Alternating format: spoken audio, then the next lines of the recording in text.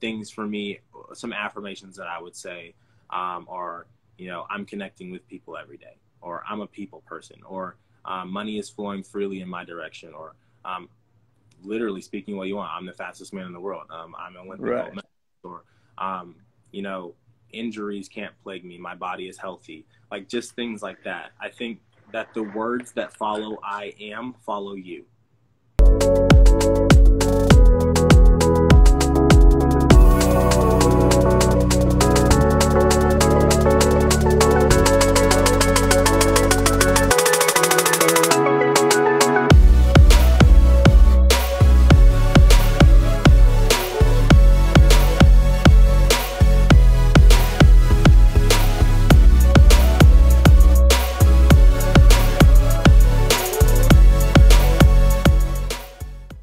What up?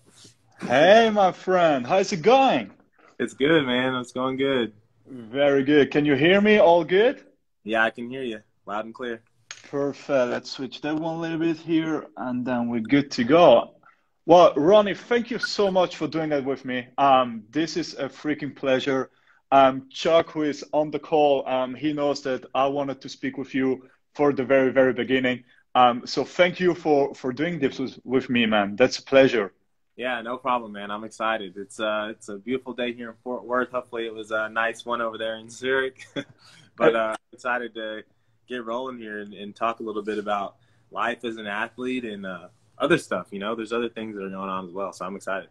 Absolutely, man. So basically, we're gonna touch point a lot of things. We're gonna talk about you as a person, you as an athlete, you also as an injured athlete, and how to come back from an injury. I think that's very cool. And then we're gonna spend some time on mindset, performance, and things like that. So just a little something for everybody that is watching right now live, or maybe that's gonna watch that afterwards on IGTV or on YouTube.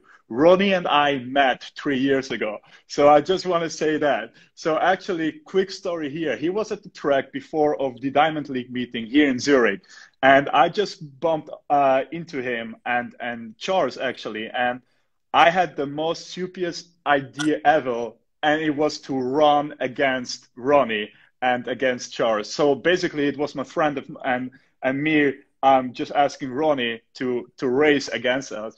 And obviously, like, he smoked us. Like, that was like crazy. I think the video is still somewhere, so that's very good. So just for everybody out there, it's not that I just called you on Instagram or something like that. It's actually that we really met. And it was also Right. the day where I met Charles, and we have been friends ever since and stayed in touch. So that's very great. So Ronnie, tell us a little bit about you, like who you are, where you're coming from, and if being an athlete and being a pro in track and field was like always your dream, or how did you kind of made this up?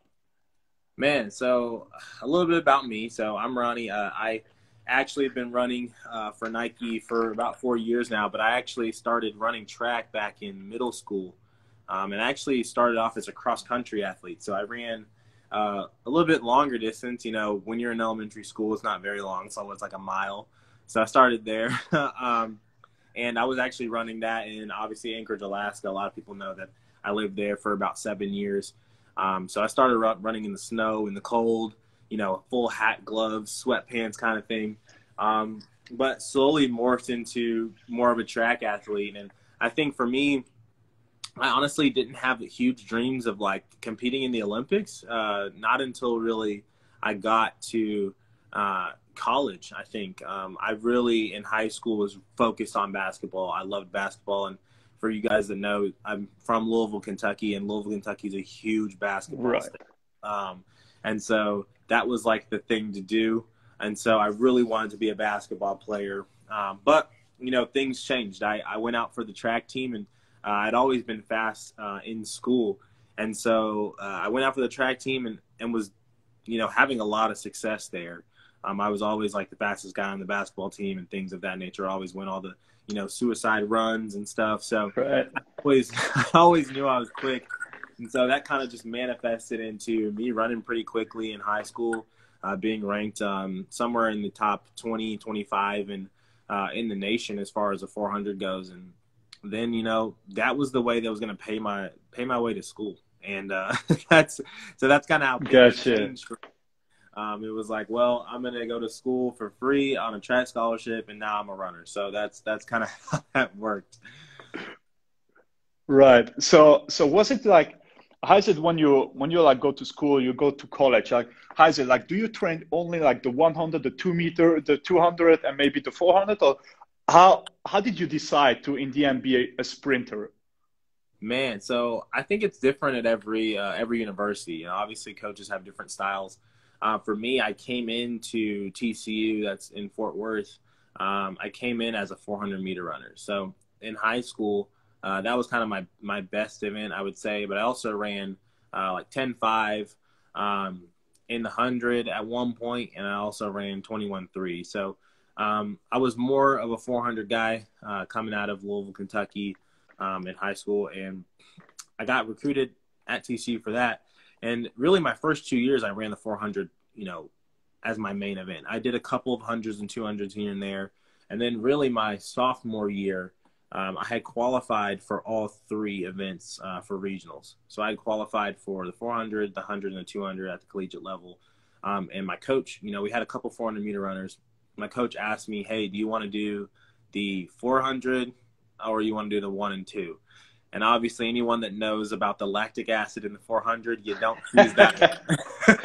So I chose 1 and 2. That's really kind of how I started to go down into the lower sprints, really just trying to avoid all that, the butt lock from the 400. So that was kind of how I transitioned. And I've loved it. I also, you know, I ran 4x4s in college as well. So I was always on that team. So I never really completely got away from them.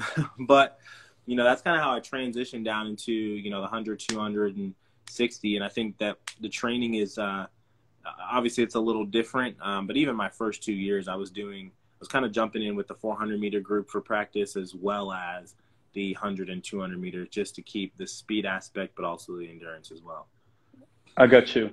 So let's speak about, let's say 2017 and 2018.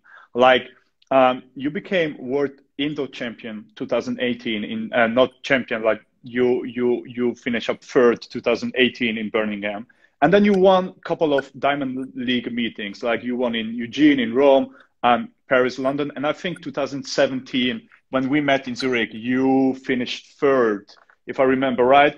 Yes. Was like 17 and 18 like your best years? Was that until now kind of your top 2 years in your career so far? Yeah, I think those have definitely been my top 2 years. Really, 2016 was when I came out of school, and I had went overseas for about 2 or 3 races. Did a small tour. I remember me and my agent back then, you know, we were in Italy, and we had shared a room, and it was kind of like my first time overseas competing, and I remember getting faster as each race went on. So, right. You know, it was a big adjustment being overseas and like trying to adjust to everything. But that was really cool. But really, 2017 was kind of that, kind of the breakout year, I would say. I won the US indoor 60 meters that year. So that was really awesome. I think I had run 6.4 then, or really close to that, I'm pretty sure. Yeah. So that was a really good year. 2017 was actually the year that I really thought I was going to, you know, be on the world championship team, 100%. I was going into that meet very confident. It was actually in California. And it's crazy. All of the years that I've tried to make teams, besides 2015, I've been hurt. Besides, you know, some of the indoor teams. So most of the outdoor teams, like 2015, I was still in college and I made the final. And I got 7th place. I didn't end up going. And then actually then 2016, that was the year of my last year in college, and I was dealing with some injuries there. So I didn't make the Olympic team. I got put out in the semifinal round. And then 2017, I was coming in very confident, coming off of an indoor national title. Had, you know, won a couple races here and there. Was feeling really good. Had run, you know, some of the fastest times that year. And actually, in the first round of the 100, I strained my hamstring in right. 2017. And so I actually ended up winning that first heat, but came back the next day and just couldn't compete. I was running, I still ran, but I just couldn't get to the line fast enough. And so didn't make it then. That was very disappointing, especially because, you know, the last 2 years I've been in, or really 2016 I had been in that position where I got hurt and, you know, was in really good shape. And so that was kind of rough. And then 2018 was an off year. And of course I destroyed it that year, no injuries. Right. I'm like super healthy. You know, winning a bunch of Diamond League races, have one of the top times in the world. I'm running like the best I've ever run.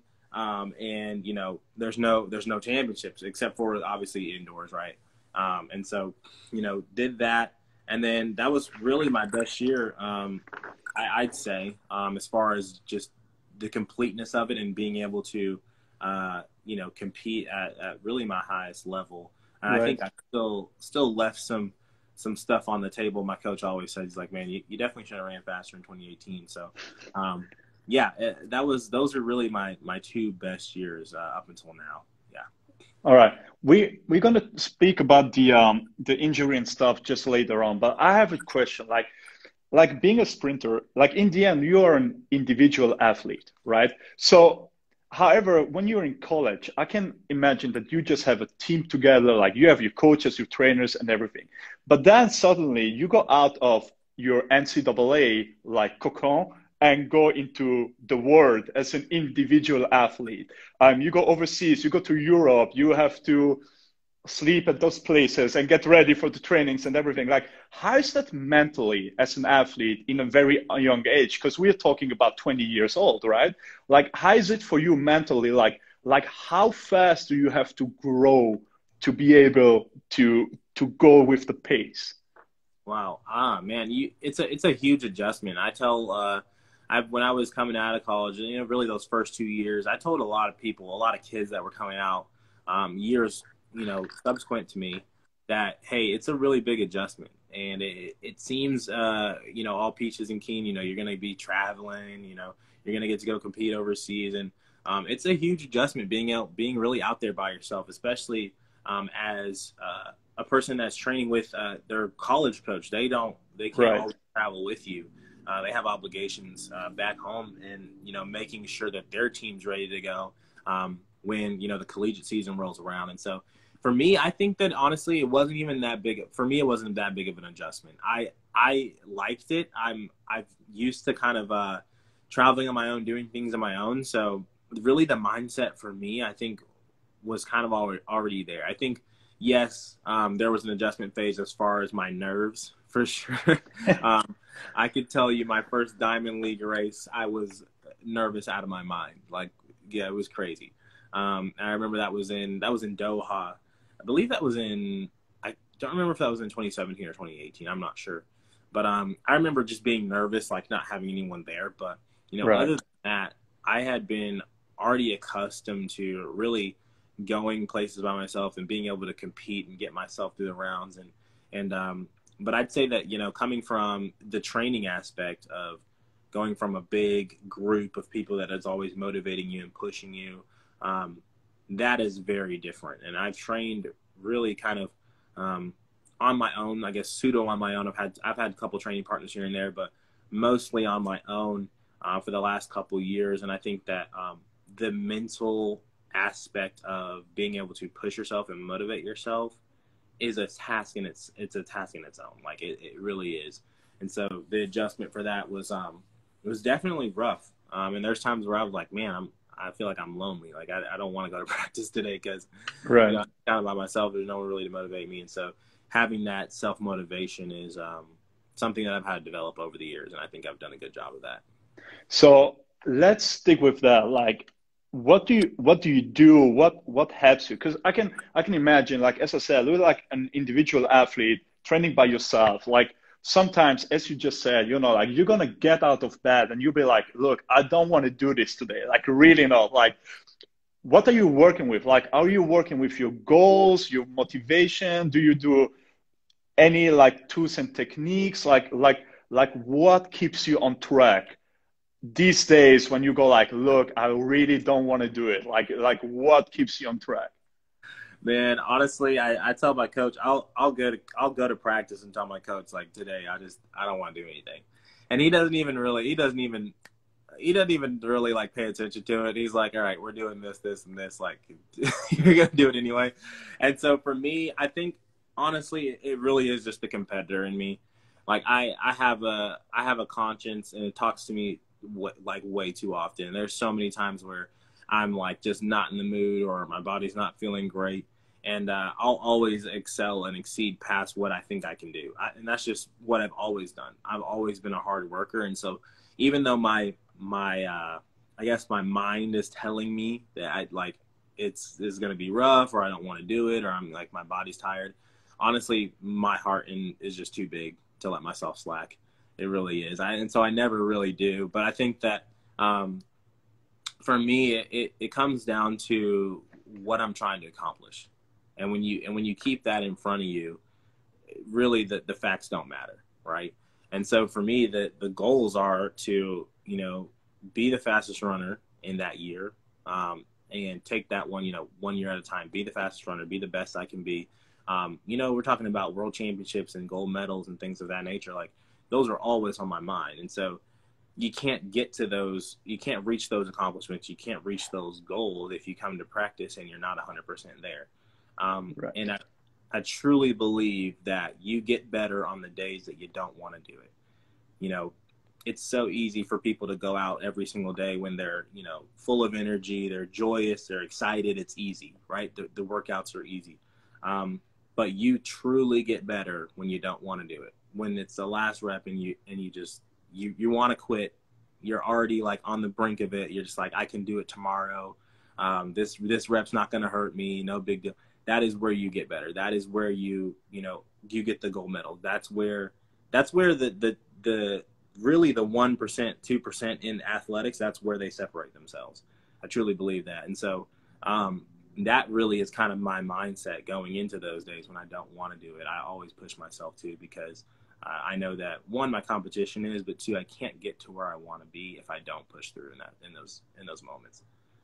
I love that. I love that. And what you said is actually so true. Like what you just said is like, it's how you become the 1 to 2% in athletics, but actually it's everywhere. It's in business, it's in sports, it's just everywhere. And you said something about 3 minutes ago, and you really just said it, by the way, but it's so important that when you go up to training and you meet your coach and then you go like, look, actually, I don't want to do it. Then your coach tells you, look, we're going to do it anyways, right?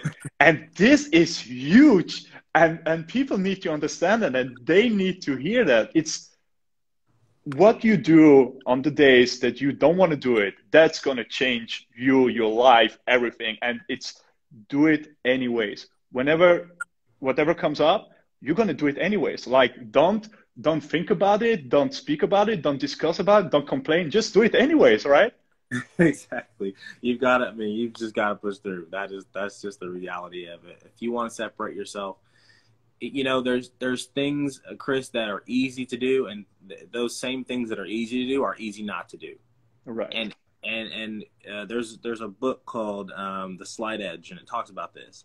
It talks about the daily things that for everyone would be very easy to do and very easy not to do.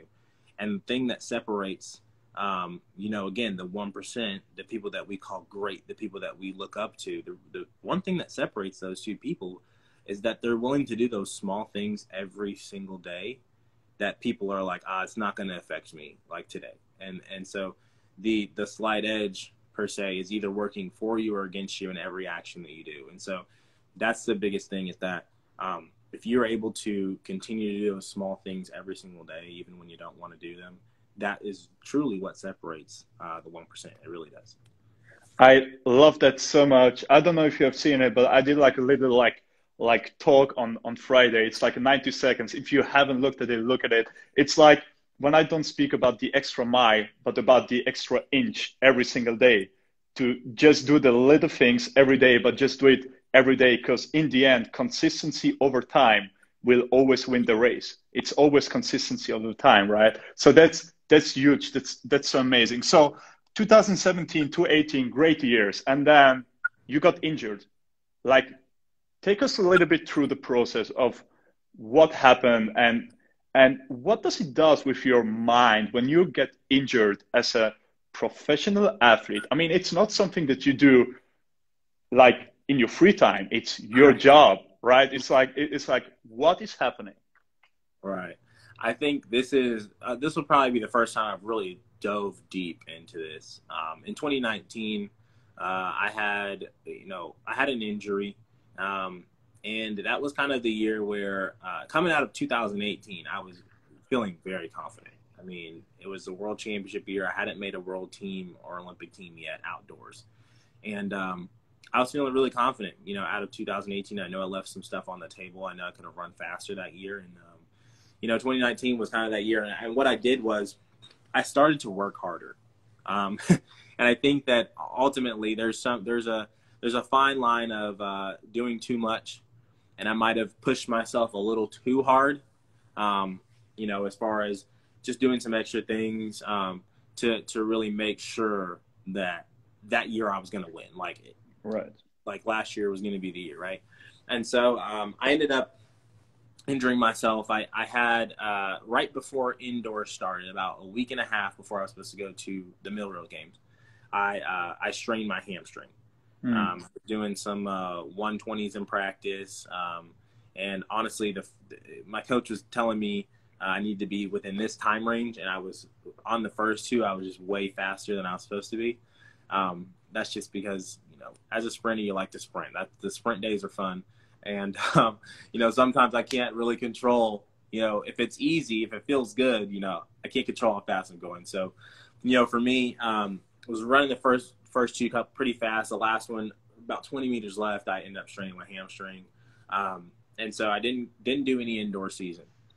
From there, I took about 5 weeks off, got back on the track, was feeling great. And later on, I was starting to have some groin problems or some groin issues. And so from there, we didn't really think too much about it, but over time, it kind of got worse and worse. We ended up getting an MRI. We actually flew out to Colorado to get an MRI at the Olympic Training Center. They told me that I had some inflammation inside my bone marrow where my adductor connects to my pelvis. And so really when you have bone injuries or inflammation in your bone, there's really nothing you can do about it besides kind of just let it calm down. And so it was kind of a thing where it was aggravating me. I was doing like underwater treadmill workouts, or I was taking 1 day of practice and then 2 days off, just trying to do anything, trying to get some training in, because at that point we knew that we probably weren't going to run up until the trials. We had kind of okay, we've got this amount of months and we're still trying to figure this out. And really for a while, we didn't really know what was going on. We'd seen a couple different doctors and everyone was telling us different things. And so, finally got the real verdict of it. And when we finally figured out what it was, the inflammation of the bone marrow, we had about 6 weeks before USA's. And my coach looked at me and he said, we got 6 weeks. We can go and try and make this team, or we can, take the year off, get everything right and get ready for the Olympics next year, because, that's the big one anyway, right? Right. We want to compete at the World Championships, but if we're thinking about, okay, injury now or having injury next year, we definitely want to have the injury now, not in the Olympic year. And so, using some reasoning like that. I love my coach. He really is a guru, honestly. He's always helping me to think through things the right and smart way, especially as an athlete. I'm always go, let's just do it. So he's always helping me make good decisions. But we decided that we were going to do that. And so we took 6 weeks, and really in those first couple weeks, I was running really slow. I'm not going to lie with you. I was running pretty slow in most of my workouts because I just couldn't push myself to that level because of the pain that I was having. And really, over those 6 weeks, somehow we got to where I was functional and able to really run. And I got in a little bit of race shape. And so really, I think, you know, I was able to go and compete, but really that whole year was mentally, it was very tough, especially because I had had injuries before, but this was the longest I had ever been out, you know, without any training, without activity, really with a lot of uncertainty of whether I was going to run that year or if this was going to be like a season ending thing or like a career thing where I was going to have to deal with this for the rest of my career. Yeah. And so that was a lot of uncertainty because it went on for so long. I'm like, well, if this doesn't get better, you know, am I going to have to deal with this for the next 4 or 5 years of my career? Is this always going to plague me? Am I always going to be, you know, having to see these doctors and like do all this travel and treatment and stuff? And so, like what helped you in those moments when you go like, look, it was mentally like super tough. Was it speaking to your coaches? Your coaches telling you, your coaches, doctors telling you, hey, look, take your time, you're doing the right thing. Maybe you also believing in your goals and focusing on your goals, going like, look, it's just 1 year off. I have another maybe 10 years in my career. Let's do it right. Like, what helped you in those, let's say, dark times, like mental dark times? What helped you going through it? Right. I think my coach always, he always tells me this. He says, if I'm not worried, why are you worried? He's like, right. You worried, I love man? it. He's like, I'm not worried, so you don't need to be worried. He's like, when I worry, then you can worry. So I love it. I love that. yeah. I love that. Listening to him, honestly, listening to, you know, some voices that were speaking into me, like my mom, family, my fiance at the time, you know, they were just giving me a lot of encouragement. And for me, I think this is key for everything. Whoever's listening and whoever watches this, in anything, right? If it's sport, if it's business, if it's life in general, you can't beat your thoughts with more thoughts. And so for me, there was a lot of uncertainty. There was a lot of thoughts going on. I think what happens is you have to speak the words that you want to happen. You have to kind of manifest those things from your words because your words have life. I truly believe that there's power in the tongue, right? And so you can either speak life into yourself or death into yourself. And so speaking those positive things, really affirming myself that it was going to be okay, that I was going to be able to compete, that this wasn't going to be plaguing me next year, whatever it was, whatever thoughts that I had, really combating those thoughts with my words, because again, you can't outthink yourself. And so using your words as a weapon, that is powerful.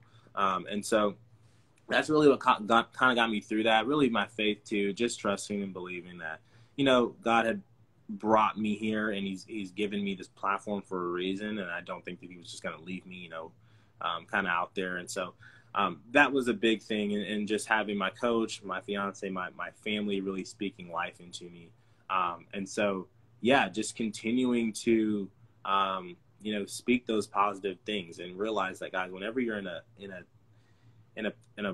I guess position in life where, you know, there's a lot of uncertainty and thoughts are just running through your mind. And this happens to me all the time where I'm thinking of a million things at once. Like, you know, what am I going to do here at practice? Or I got to do this after practice. I got to do this, and this. I got to, you know, there's so much stuff that goes on in this world. And so really just fighting those thoughts with words, that is one of the biggest things that kind of got me through, which is continue to speak positive. And honestly, from that, I was able to even go and compete and, you know, even place 5th in the nationals without even having competed that entire year. So that was really a really big accomplishment, even though I didn't make the team. So is it like the positive like thinking and talking to yourself, is it just like kind of affirmations that you do? Is it also like you being very grateful for what you have instead of just being like see what you don't have? Like do you keep a journal of that, or do you just like speak it to yourself? Do you have any like practice kind of thing that people could take away from you? Yeah. So for me, you know, affirmations, I write those. I usually write them down on like a note card. Love it. I try to say them, you know, in the morning and at night. So that's a good practice. You know, things for me, some affirmations that I would say are, you know, I'm connecting with people every day, or I'm a people person, or money is flowing freely in my direction, or literally speaking what you want, I'm the fastest man in the world. I'm an Olympic gold medalist, or, you know, injuries can't plague me. My body is healthy. Like just things like that. I think that the words that follow I am follow you. The words I love that it. I am follow you. So I am brilliant. I am intelligent. I am smart. I am a businessman. I am a successful businessman. I am an Olympic athlete. I am whatever you want to put there. The words that follow I am follow you. And so that is kind of some of the practices that I do, you know, really get in the mirror, like speak to yourself. And so the more you speak to yourself in those ways, you start to convince yourself of who you really are. Right. You know, there's an athlete that I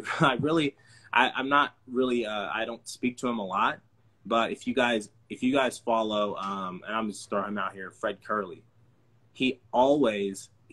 every single post he talks about running 43. And I have no doubt that he's going to do it because that's all he talks about. He's like 43 seconds. Absolutely. I love it.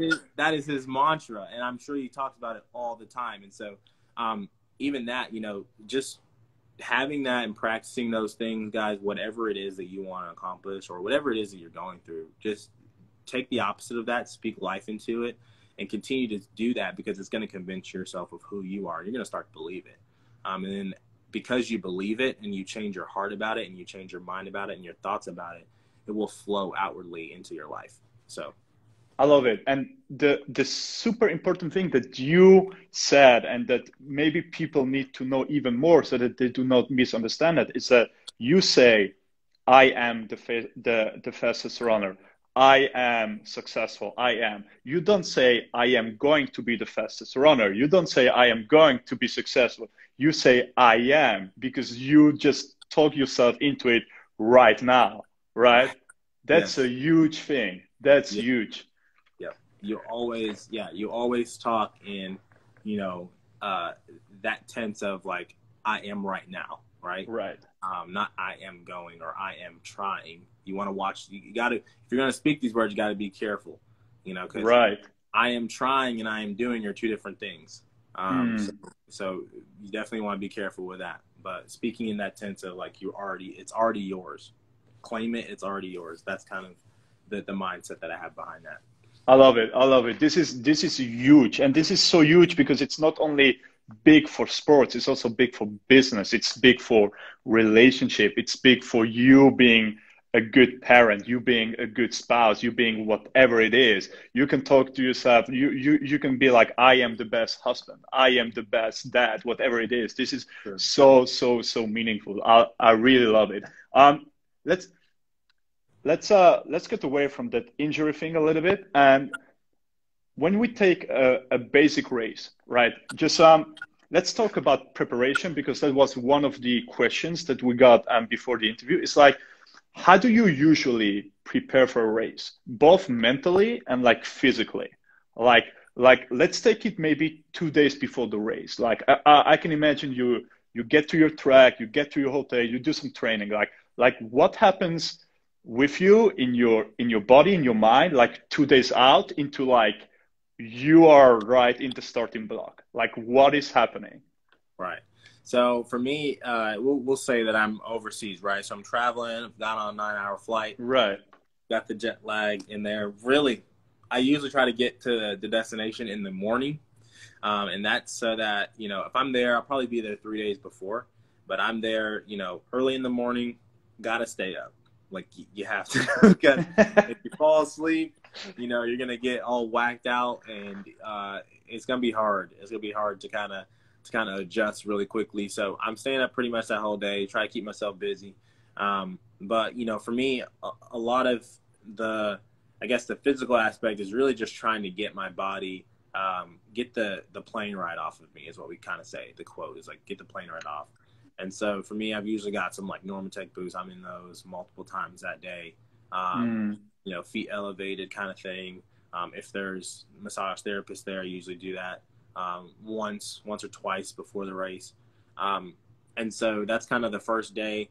And that night I sleep pretty heavy. Like I sleep until like whenever I wake up, especially because overseas, you know, we run later in the day, we run in the afternoon. And so I can afford to kind of, you know, take my time getting up on that first day.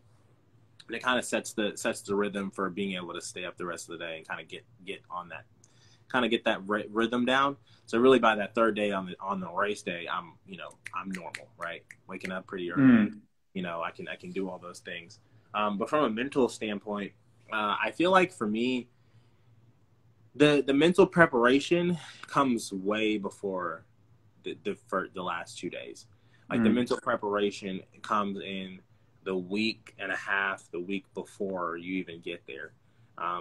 Because for me, a lot of that is determined usually by how well I'm running in practice. And usually I'm running well enough to where mentally I'm already like, I'm clicking. I'm like, I already know what I'm going to run. I know really, how fast I am right now. And I know what I'm capable of.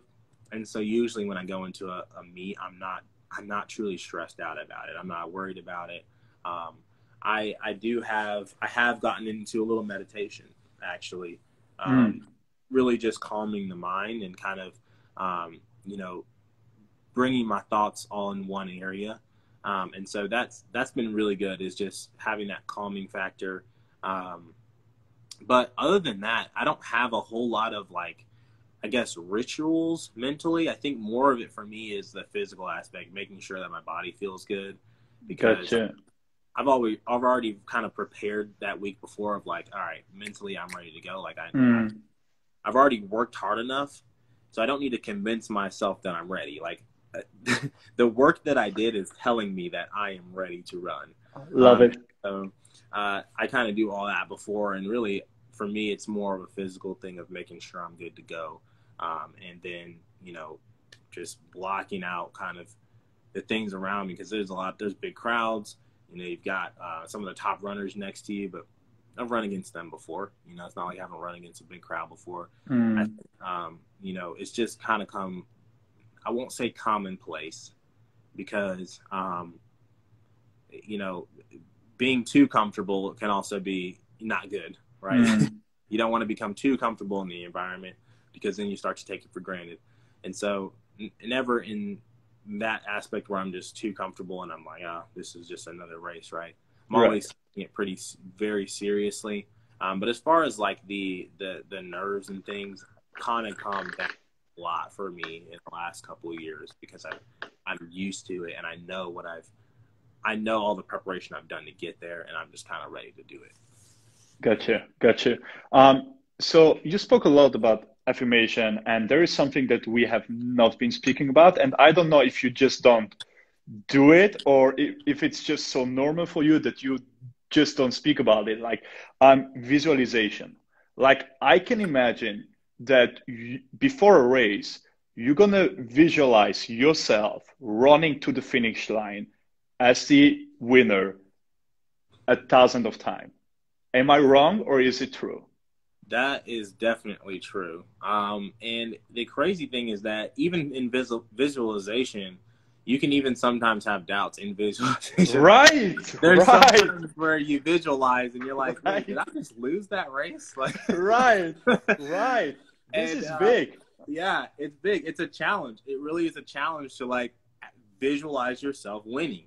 And so there's, I guess more times than not, I'm winning the race, but there's always those couple of times where like something bad happens. And I'm like, okay, I got to push that out of my mind. Like you have to really refocus and say, okay, that's not what's going to happen. And so, yeah, I think that some of even going back to college, when I was a junior, I had looked up the collegiate record of the 60-meter indoor, like the 60-meter dash collegiate record. And I remember thinking about that every single day. I remember thinking about the race. I remember thinking about winning at the national championship. I remember thinking about being the record holder, what it would feel like. So that is huge. And guess what? My junior year, I won a national title. Did I break the collegiate record? I didn't break the collegiate record, but guess what? The next year I did. So it was something where I became obsessed with it almost in my mind. I thought about it all the time. I was talking about it all the time. And it's crazy, actually. In my senior year, I had a class called sustainability, and our teacher made us do a project where we made a vision board. And Love it. Love it. Yeah, it was. I thought it was really silly at the time. I was like, this is like just busy work. Like he's just trying to get us to do a little project. Yeah. And so I, put some stuff on there. Obviously, I was a collegiate athlete, so I put a national championship trophy on there.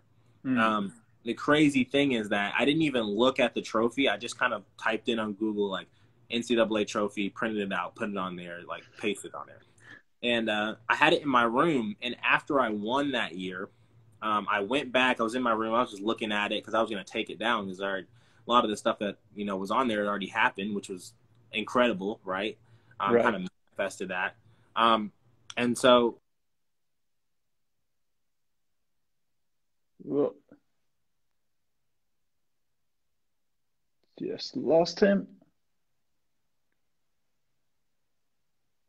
Here we go. Here you go. Am I back? Yeah, you're back. Okay. So I was, so basically we're talking about the vision board. So I went to go look at it. I got it up there, and I realized that the trophy that I pasted on there actually had the, like, national champion 60-meter. It was like gold medal thing. And I didn't even realize it, but it was something that I've been seeing every single day. And so it was crazy. I think that visualization is really huge. And honestly, the more you can think about seeing yourself and how it's going to feel to accomplish whatever you're trying to accomplish, those thoughts, they manifest, not manifest, but they literally create power. Like the thoughts in the visualization, and the things that you truly want in your heart, they have power, and they create opportunity for you. Like they're so powerful that they draw opportunity to you. And really you're in that moment and you're like, wow, this is my opportunity to accomplish what I've been thinking about, what's in my heart, what I've really wanted to accomplish. So your thoughts have power, whether that be thoughts of negativity, because even thoughts of negativity they have power too. They will draw negative opportunities to you for you to act on them. And so continuing to visualize the positive things, continuing to think about and really, again, I can honestly say that I was kind of obsessed with it because I thought about it all the time. They have power, and they will draw opportunities to you for you to act on them and accomplish those things. I love it. So your minds have a huge impact, your words too. And also the thing that I think that people need to understand is, of course, we are talking about you as an pro athlete, but visualization in business is huge. Like, it doesn't matter if you're in sports, in business. I mean, you also do a little bit of business next to being a pro athlete. So can you please just say yes? Just say yes. Visualization is also a big thing in business, please. Yes. It definitely is. It's a big thing in business. It's a big thing in sports. It's a big thing in everything. But yes, business as well, for sure. I love it. So we have like 2 to 3 more things to talk about, but there is one thing I wanna tell you. We didn't speak about that before because I didn't know that we would go into visualization so deep. So the thing that you just said before, like you set up a vision board, and then, well, things happen, and then you achieve the things on your vision board. And I listened to a guy, I don't know if you ever heard of him. His name is John Assaraf. He's a huge guy into visualization and like performance. And he came up with the idea of setting up an accomplishment board. So you have the vision board, and then on the other side, you have the accomplishment board. Because what happens, especially when you are in business, you are on all the time. You never think that you have achieved enough because there is always a next level. There is a next meeting. There is a next client to meet, a next client to win, everything. And he came up with the idea of having an accomplishment board, because the time will come when you go like, why am I doing this? Like, is it even working? Like, where am I going? And then you can actually check that accomplishment board and be like, all right, like, this is why I have accomplished. So that's a huge thing. I just wanted to share that with you. It's really, it's a cool thing. That's awesome. It's a cool thing. So let's talk about 2 more things. One thing, like with All Out, it's all about unleashing your full potential. So do you think that with your past that you had, let's say 2018, where you were really successful, but in your mind, you go like, I could have been better. I could have run faster. And then now you injured yourself and you go like, look, an injury can happen all the time. It can be career ending injury. Do you think you now in 220 are into the best, let's say, mental state into like, look, I will not miss any training anymore, like nothing. It's just like, it can be over that quick. I just have one chance. Do you think that that maybe also helped you a little bit? What happened in your past? Yeah, I definitely think so. I mean, even the Here we go. okay, Yeah, you're good. yeah, I don't know what's happening. But anyway, I think that even the accomplishment that I was able to kind of, you know, have in 2019, where I got fifth at the national championship, with all the injuries that I had, I think that, you know, even with the 6 weeks that I had to prepare, it gave me so much more confidence, even going into the you know, the next couple of years, right? Obviously, we didn't have a whole lot of competition this year. But, you know, in the next couple of years of my career, you know, I can always look back on 2019 and say, wow, you know, even with my injury and not being able to train, I still was able to get to the final and beat out, you know, 3 other guys and get fifth. And so I know that really for me, the confirmation is, well, if I know that if I can be healthy, if I can get there healthy, even if I'm not healthy, you know, it's probably not going to be as bad as 2019 was. I love it. I love even it. if I could get there, you know, feeling, you know, 20% better than I did in 2019, I have a great chance of, you know, being able to accomplish those goals, even if I still have something that's bothering me. And so that's huge. I think that looking back on that, I can always look back on 2019 and say, whatever I'm going through is probably not as bad as that. And I need to, you know, get my mind right to that and say, hey, look, that was back in that time, but you can always use those past experiences to help you propel to where you want to be. And so I'd say this, whenever you're looking back on your past, it should really only be for 30 seconds to reflect, you know, on, hey, this is what happened. You don't want to dwell on it, right? You always want to be thinking about the future and what you're going to accomplish and your goals ahead of you. If you're ever gonna reflect on your past, it should only be for about 30 seconds. You know, get a quick reminder and move on. I love it. I love it. So, looking forward to maybe not this season, because this season I guess is almost over with you guys in track and field, but going into next season where there will be the Olympics and everything. Like going forward, what do you still have in the tank? Like, what are your goals? What are your visions? Who do you want to be as a person, as an athlete, as a husband, whatever it is? Like, what do you want to accomplish? Man, I think that I think for me, you know, it's really important to have goals, and it's really important to have direction. Like in life, you know, I meet a lot of people that they don't have, I guess, a direction as far as where they want to be and what they want to do and how they want to impact the world. And, you know, that's dangerous. One, because you're kind of just letting life take you wherever it takes you. And if you don't have a destination, it's like being on a ship and you're just out in the waves and you're okay with it. Like you're in the storm and it's just blowing you around and you don't really have anywhere that you're going.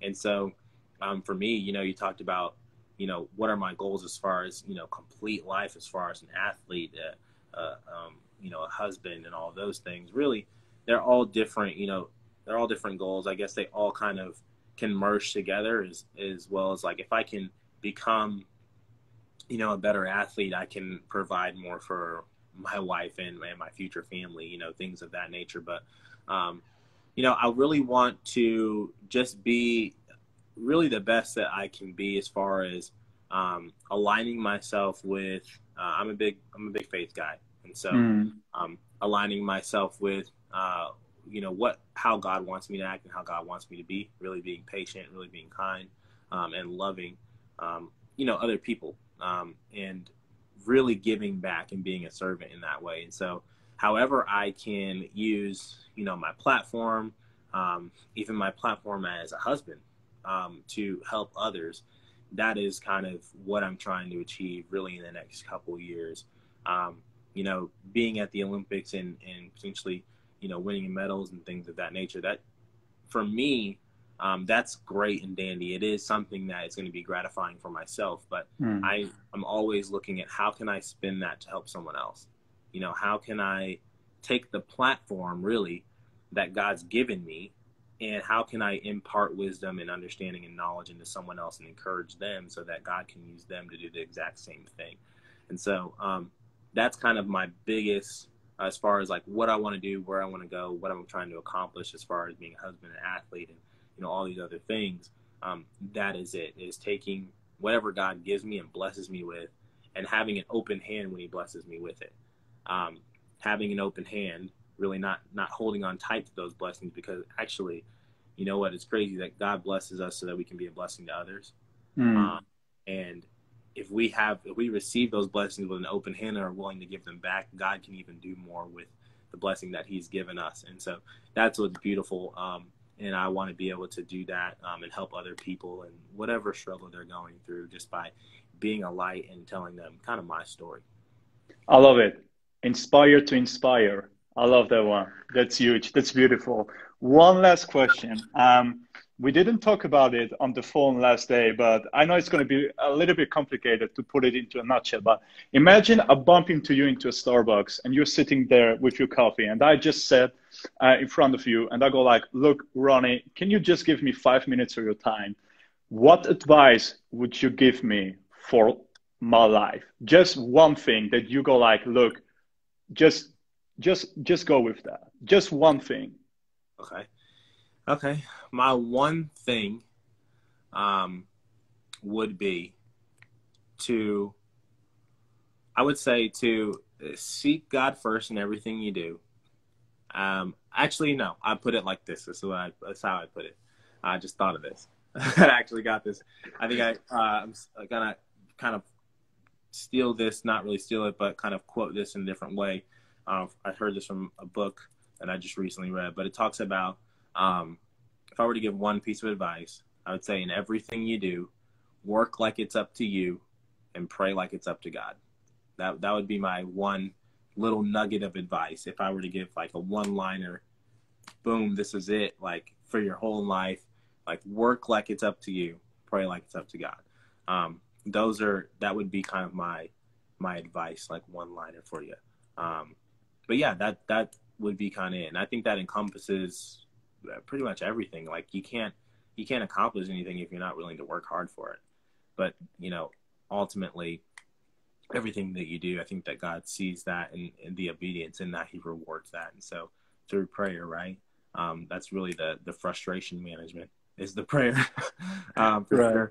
Because, you can work really hard and then, injuries happen and things like that. And it's really the faith that kind of, brings you through and allows you to keep pushing. So that's kind of my advice. If I had to give someone, 5 minutes of my time, I would go deeper into that for sure. Amazing. Ronnie, thank you so much. That was beautiful. It was inspiring. It was, I think, very, very big for some people. I hope that everybody could take a little bit something away from it. It was really, really great. If you are looking into it right now or maybe after that, please remember, we do these talks also for a charity organization that we are supporting here in Zurich. They are supporting the little guys in Africa that don't have what we have here, that are not blessed with what we are blessed here in Zurich and also in the US. So if you want to go onto our homepage, it's allout.ch. You can check it on our Instagram account, and then just go there on schedule and you will see a way to donate money through PayPal. So just donate whatever you want. We will not take any cent out of it. Ronnie will not take anything out of it. So it's really just one-on-one, whatever you want to donate. This is why we do these talks. This is why we want to inspire others. This is why we want to inspire. Ronnie, it was beautiful. It was amazing. Is there anything that you want to tag the people? Anything else you want to say? Honestly, I think I got everything out, man. Follow me on here. I'm gonna try to, I'm not really huge on Instagram. I'm gonna try to do a little bit more, updating you guys my life on Insta in the next year. Coming the Olympic year, I'm gonna try to do that. So stay tuned for that. But other than that, you guys just have a good day, man. I'm glad that I got to speak with you, Chris, and impart some wisdom to some other people here on Instagram. So that's awesome. Thank you so much. It was wonderful. Have a great Sunday. Thank you so much for doing that. It was such a pleasure. And I'll see you next time whenever Corona is over and done and you'll be back in Zurich once. All right? That's right. That's Good, right. Ronnie. Thank you so much. Have a good one, guys. See you later. Bye-bye. Ciao.